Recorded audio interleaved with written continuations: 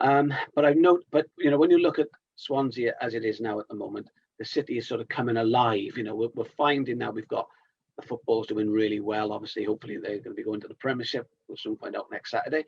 The rugby is doing really well. The city's been regenerated. We've got the new city deal. We've got the Copper Bridge, the new arena, and some of the sort of iconic buildings are being refurbished and stuff. So the city really is sort of coming alive. So now I thought was the right time to bring TEDx back. So there's, for those who are not 100% sure, TED Talks is the global brand, which you know lots of people see on YouTube, and it's a phenomenon really. Everybody knows TED Talks, and that's they're sort of a conference thing that they do every year. They then have given licenses out to individuals, and that comes under the TEDx banner.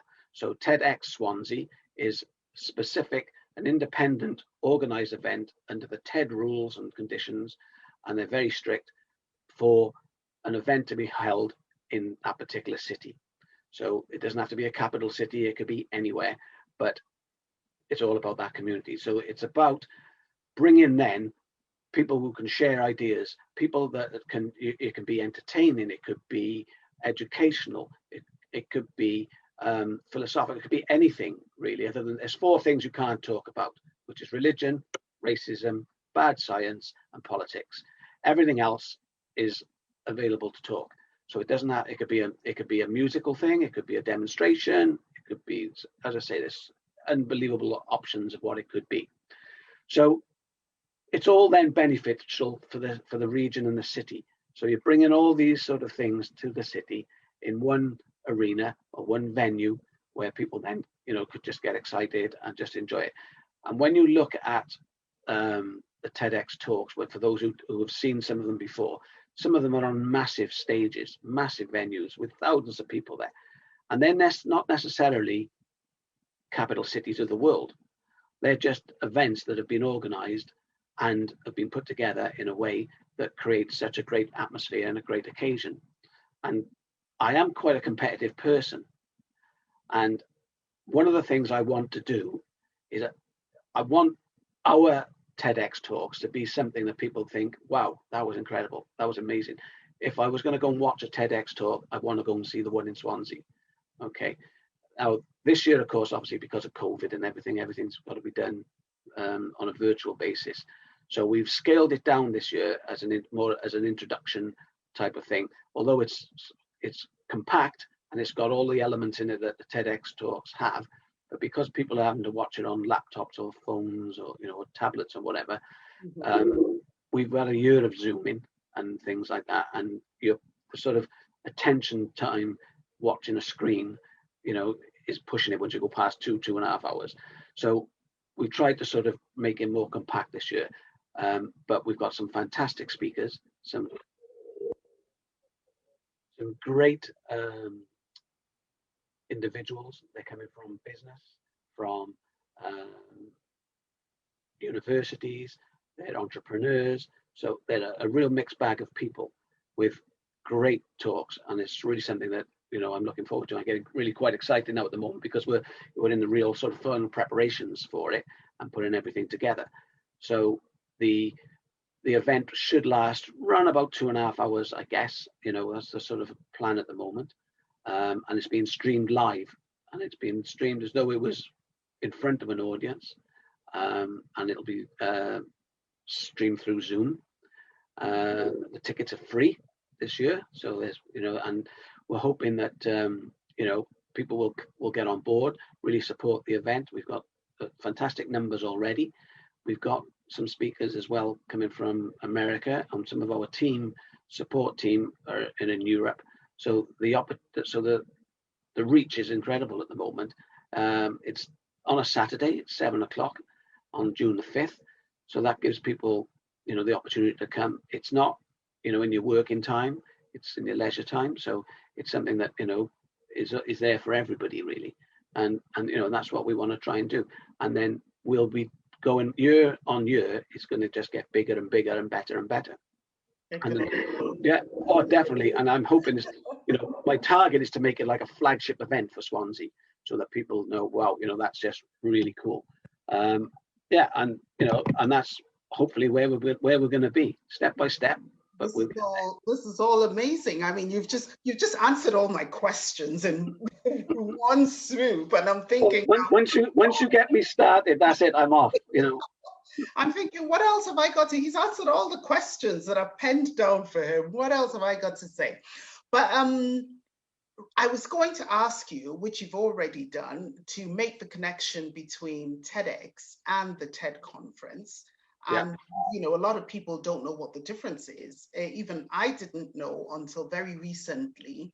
I just thought the TEDx was another strand of the conference, which it is, but I didn't know that was given out to people. So what have you done here? Have you applied for a franchise for TEDx? Yes. Yeah, you have to apply for a license.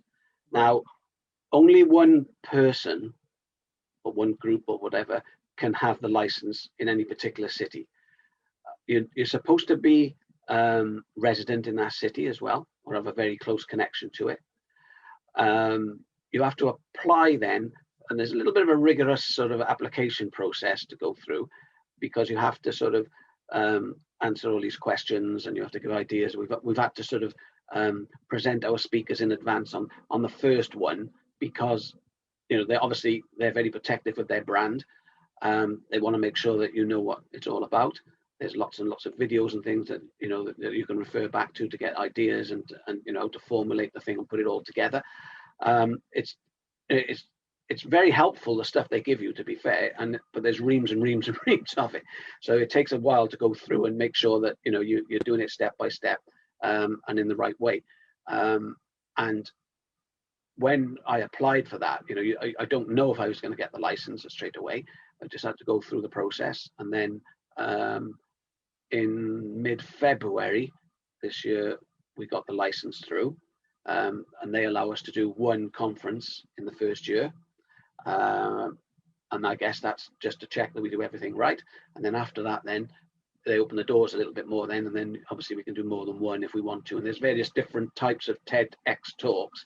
There's about 5 or 6 different styles that you can actually do. But I'm sort of looking at one that where I'm looking to take our TEDx is into sort of almost like an expo style, where we've got the topics and the talks are the main event, yes, with all the sort of and that's the things that go up onto the YouTube channels that you see. So every talk that was done is, the videos are edited and sent up to the YouTube channel. But I wanted to make it an event, because next year it will be an all-day event. So we'll be having people who sponsor and the partners of the setup, because it's a non-for-profit event. So we're reliant on support. We've had great support this year, because Swansea City Council gave us the Bramwyn Hall for the venue.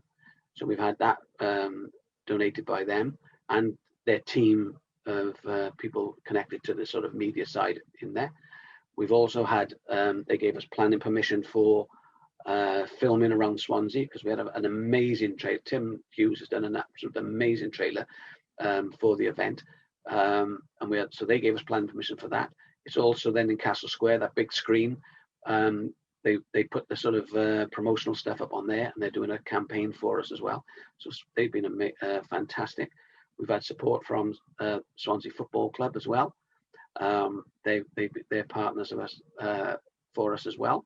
They've even given me a sign. Well, this is something that nobody knows about this yet, really. But they gave me a signed football shirt of all their squad this year, which we're going to auction now next week, and the funds will all go into the sort of TEDx pot to raise funds for. Are you that during the event? No. We're going to auction it this week coming up. It's going to be like what we call like sort of a blind auction. So people will have the opportunity to send a bid in to me via email, which will all be when I post it out, everyone will see the instructions. It's quite straightforward, and then the highest bidder will win the shirt. It's simple as that. Well, I'm very interested in that. Seeing as the Swans might be back in the Premier League. Exactly, that's right. And so this could be the last shirt of the championship, obviously, because next year they'll hopefully be in the Premiership, and it's the whole first team squad that signed the shirt. and that was presented to me last week by Richard Rees from Swansea Football Club, and I posted up the photo of the shirt. So that we'll be doing that this week. So we're sort of building up the sort of promotion and ramping up the advertising and all that now, obviously, just to sort of create the sort of atmosphere.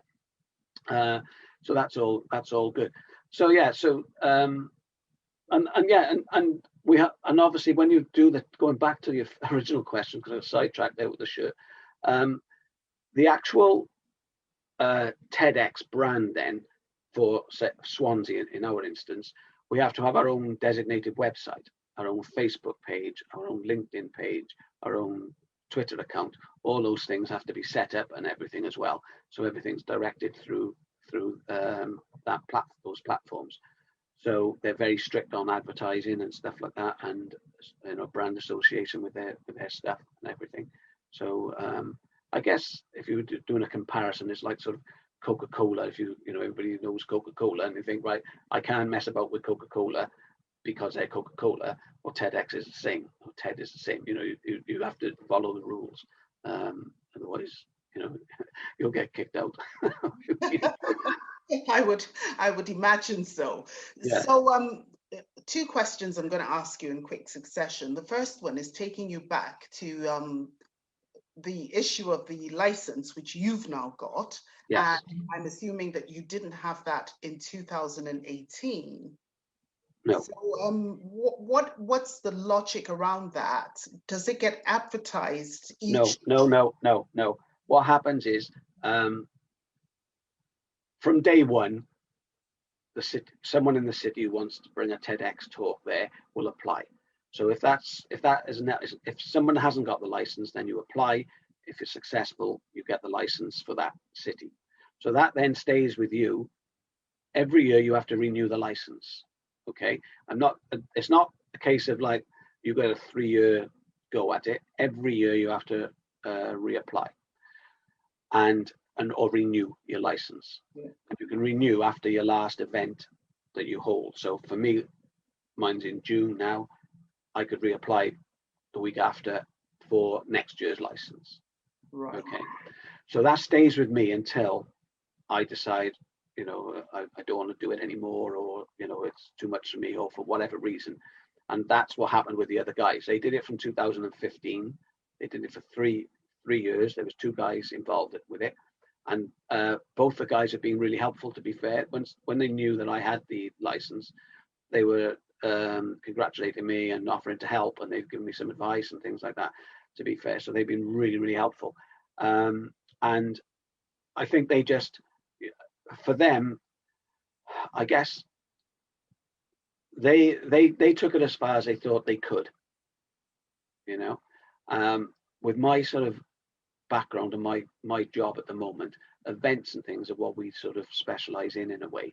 So for me then to take it to the next level, where we got this sort of like maybe expo style event where people can flock to it, they perhaps didn't have those sort of contacts because their jobs aren't the same as what mine is. So I'm really grateful for them to have created the interest back then. And obviously when people have heard that the event is coming back, they've been really sort of encouraging and sort of listening and following me and everything like that. But the brand association is incredible for the people who are thinking of becoming sort of involved with the TEDx stuff. And I'll just give you an example. When I put on my sort of my business now Facebook page that I was sort of the curator for TEDx Swansea, virtually overnight, I gained 1,000 followers. Right. It was just, wow, where do these people come from? Wow. That's what the brand association does. And some of the team members that I've got working with me, I've encouraged them to put it onto their sort of like LinkedIn profiles and stuff like that. Excuse me. And those who have done that have had incredible sort of responses on their Facebook and LinkedIn pages. It just seems to go crazy, people congratulating and wanting to know more and all this sort of stuff. It's really, really, you have to do it to see, the effect of it, because some people just think, oh, well, you're just saying that. But I've had, first-hand experience of what it's actually done. And it's also brought people out as well. You know, people have thought, oh, you know, I'd love to speak. How can I speak? You know, it's really sort of lit people's sort of imagination a little bit. You know, it's really, people have really sort of thought, well, you know, what can I talk about? So I have to go through with them individually what TEDx is, you know, because I had to get into my mind exactly what TEDx is all about, what they're looking for in their talks and stuff like that. And so I'm trying to support people and help people. Now, the other thing as well, which I think has been really good for us here as well, our speakers, some of those speakers may not have even been on a stage before, especially with a camera as well. And there's a lot at stake, you know. Now, what came to attention was I knew somebody who had done a TED talk before, but I never knew that they did it, because they did it and they felt they let themselves down because they either didn't practice long enough or it wasn't quite what they wanted to do. And they've never really promoted that they've done TEDx. Now, for people who are sort of on a platform looking to be speakers as such, having TEDx on your sort of CV is like having OBE in business in a way, right? It's really well regarded, right? And because you can't do it every day.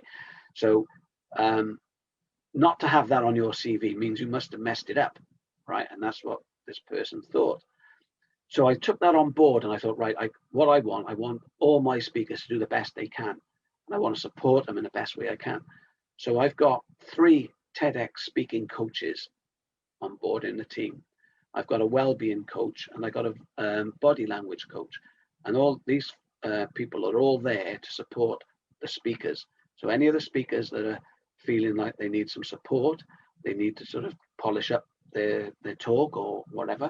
I even got a well-being coach as well, so that if they're feeling stressed out, Emma can speak to them and help them through the hurdles and barriers and things like that.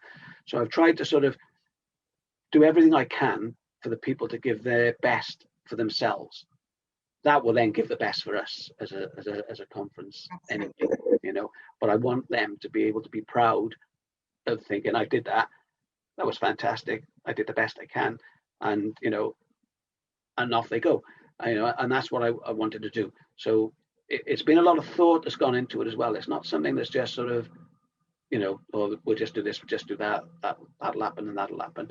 I've really tried to sort of get the best team I can together. We've got a complete team with, you know, with administration. We've got accounts. We've got, or like I say, the well-being and speaking coaches. We've got the videographers and everything like that as well. You know, the whole it's a complete team, and this is on a small production this year. So when we go next year into the bigger things, it's, you know, it's going to be a fair old team that we got. Oh, bigger. Oh, definitely. Very well thought through, very well organized. Not surprising, knowing the quality of entrepreneur that you are, and the very attention that you pay to every detail. I'm not surprised, you know, at how far the event has come, even before the day. I'm thinking now around your speakers, and you've obviously got global speakers from America and other places, and how they're going to be working with your teammates now. Right. Okay. Is that going to be virtual as well? Are the speakers flying over to be live in the Brangwyn Hall? No. The TED tries to encourage local speakers. Okay, so the majority of the people we have speaking are local. There's nothing wrong in having people from overseas if they've got something that is going to contribute and add to the overall event. You know, now it's quite common that you have an overseas person streamed. You know, that is quite common in the TED Talks. I've only got the one set, the 2 from America that are streaming over, but because it's virtual, and I don't want to risk any sort of interference with the internet and connections and stuff like that, they're pre-recording their talk. Okay, so that'll be pre-recorded, but everyone else then, you know, is going to be live, and I think, you know, it'll work quite well. we've sort of worked out the system with the sound and engineers and the videographers, how it's all going to work and everything. So we've got a meeting on Wednesday, funny enough now, where we're going to do a sort of little bit of a rerun and set up some few things just to make sure everything sort of works. Amazing. I've been doing a little bit of background reading, on TEDs or TED Talks generally, and I'm amazed at the general activities, of the TED, which of course include the annual TED Prize, where exceptional individuals with a wish to change the world get help translating their wishes into actions, as well as the TEDx, which is what you've got the license for now, and which is your big event that's coming up in Swansea, and which obviously supports individuals or groups in hosting local self-organized events like yours. And there's also the TED Fellows Program, which I've read about as well, which helps world-changing innovators from around the globe to amplify the impact of their remarkable projects and activities. I'm just wondering, with what you're doing going forwards, if you keep renewing your license and obviously your TEDx event grows, which I know it will, knowing the sort of entrepreneur that you are all these other strands, something that you're looking at for Swansea? Yeah, what I'm trying to do is everybody who appears on a TED Talk automatically goes up to the YouTube channel. So it's there for everyone in the world to see. But as you say, certain things get TED's attention.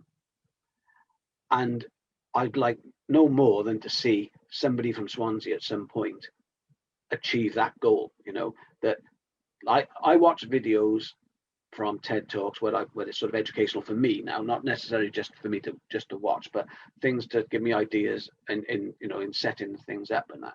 And they use examples, and I would love at least one talk from Swansea, not whether it be this year or next year or whatever, to be used as those examples, because then you realize you've done something that is then used to educate people, in the TED system.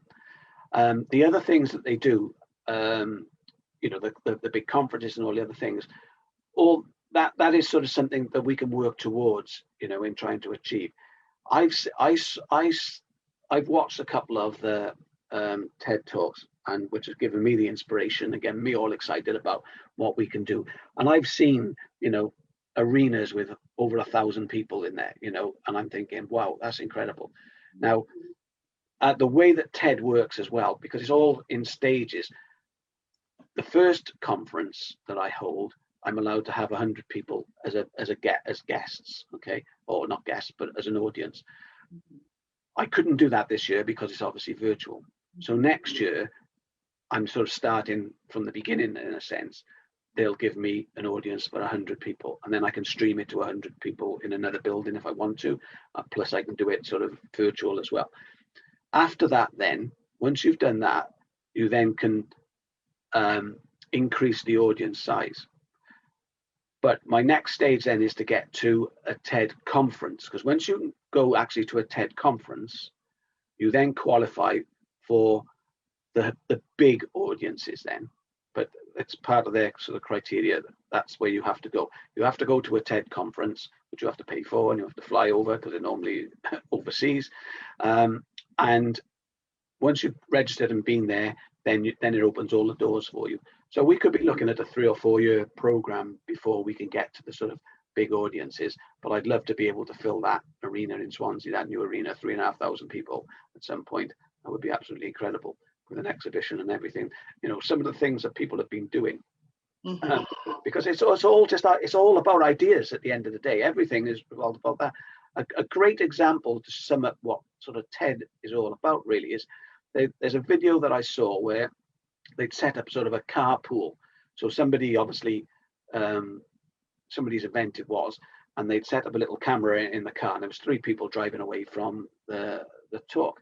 And the the person in the back of the cars was just saying, "Oh, I thought the first person who spoke was like amazing. I was like blown away. It was like really good. That was my favorite one."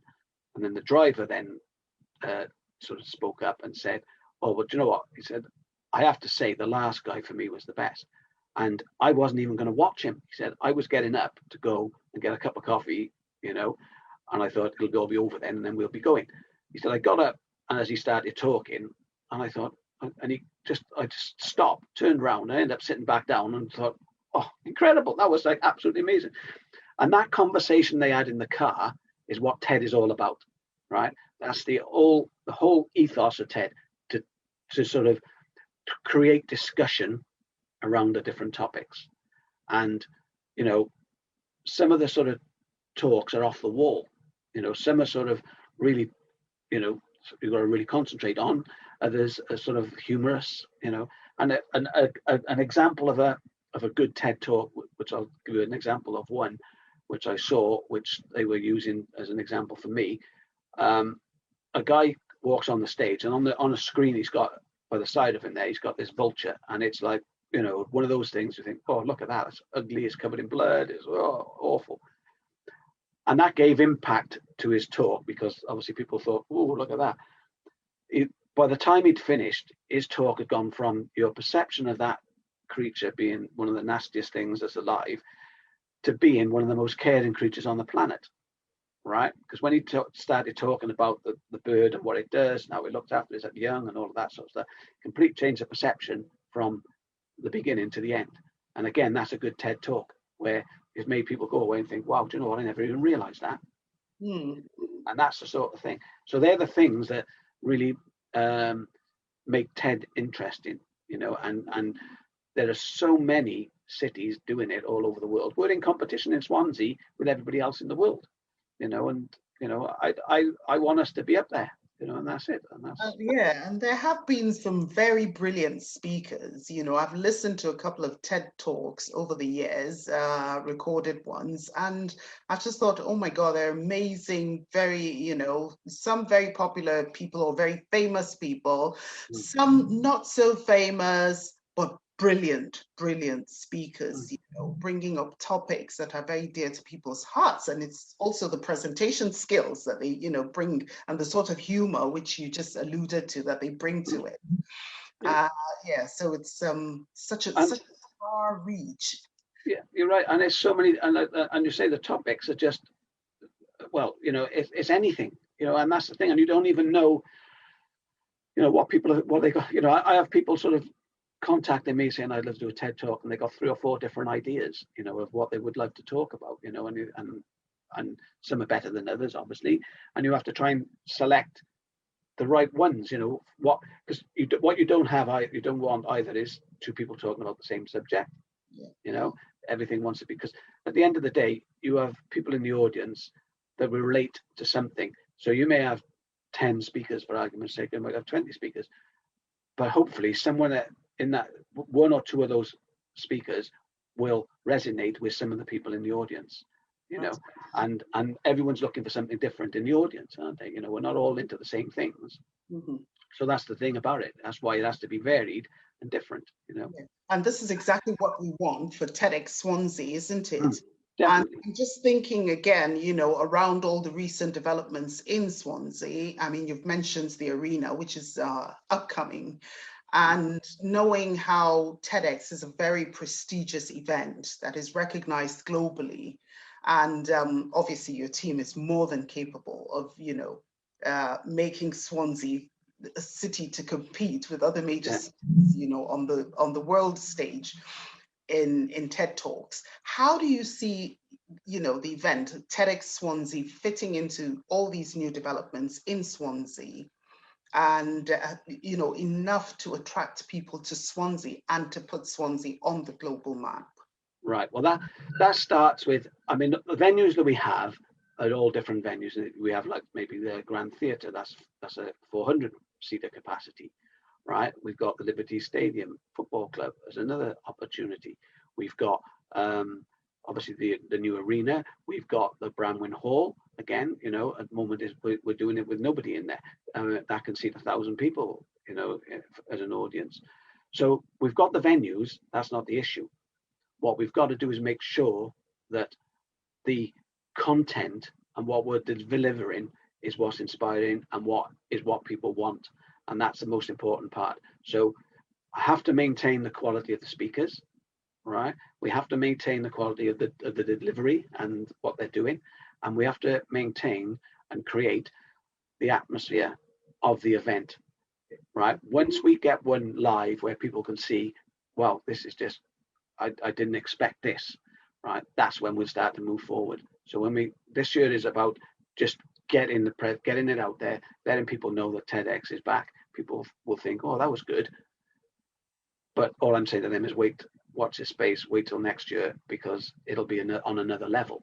And that's the thing. It's all subject to the support that we get, obviously, from our partners and people like that. Which was and a lot of that, even some of the bigger companies have been devastated by COVID this year. So, it's not going to be an easy task. Not everybody's throwing money at you. So we have to also satisfy that what they think the event's going to be worth. They say, what's the ROI for us? What are we going to get out of that?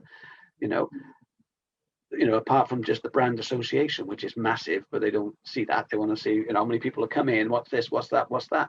So when we can create an event where we've got almost like an exhibition type of thing. So before you even go and see the speakers, there is so much going on, and even that we might be restricted how many people can go into the arena to listen to the speakers. There is so much more going on outside that people can come and look around and see what it's all about and think, well, next year I got to get a ticket, I've got to come. And that's what it's all about. And, we've got things lined up already for next year because we've had to sort of prepare to plan. So the build up now is coming. We have the event, and then of course, then we've got all the footage and all the videography and everything like that we can then use post event. So people will be able to see what was going on, and this is how we did it, and how things have come together, and how all the struggles we had with the COVID, and how to get over those sort of things. And then that's also the sort of pre-launch for the next year's event. So it sort of just rolls on naturally, and the pressure comes on me then, because every year it's got to be at least as good, if not better, than the year before, hasn't it? And then the pressure's on me. So that's my job then, I know, right? Now, Mark, you've got these 8 amazing speakers for the event, and they're most of them are live local, so within the Swansea area. Can you give us a little, bit? Tell us. Okay. Well, I'm not going to say too much about them because I want people to go to the website. Okay. Now, because the website will give traction to the website. So I'm encouraging people to go to the website. Also, on the website, there's a link to get your tickets. You could get tickets, which are free. Just click on the link there, and it'll take you straight to Eventbrite, and just sign up, and your tickets are there. All the information about the speakers is on the website. The website is www.tedxswansea.uk, so it's nice and easy. The speakers, as I say, the majority of them are all South Wales based. We've got 2 speakers coming from America, but they're actually people who've lived in the UK as well. So they're not necessarily strictly American in that sense. And we've got a few surprises as well, because we've been advertising 8 speakers, and because of the COVID restrictions and things, we had a meeting last week with the Bramwell Hall, and the government guidelines there are really strict, and we've got all sorts of things that we've got to do. We've got some additional things that will be coming on board as well. So there'll be a few surprises for the viewers when they. I take it I'm not permitted to ask you what those surprises are. Well, they're just additions to the show, right? Which will enhance it even more. Actually, it was something that we've had to do because of the COVID restrictions and things like that, and partially to do with the cleaning processes and stuff like that.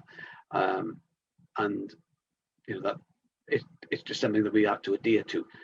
So we've had to sort of extend it now slightly, which is main. There's going to be a few additions, which will be sort of really good as well. So so that's that. But yeah, and I think when after people have seen it, they'll get a much better idea then of what it is. But the speakers have, we've got people from universities, we've got people from business, we've got entrepreneurs, we've got people that sort of have got some great things to say, and it's going to be really, really good. So it's a real cross section of people, and they all want, they all really want to do this. So it's something that we're looking forward to. And as I say, all the subjects are different, which is really good. And I'm sure everyone's going to really, really enjoy it, and it'll be a great event. Good. And as part of the surprise package, is the host's a surprise as well? Oh, right. Oh, yes. Well, yeah. Well, now, I don't know where to start about the host, really. We needed somebody to represent Swansea. We needed somebody who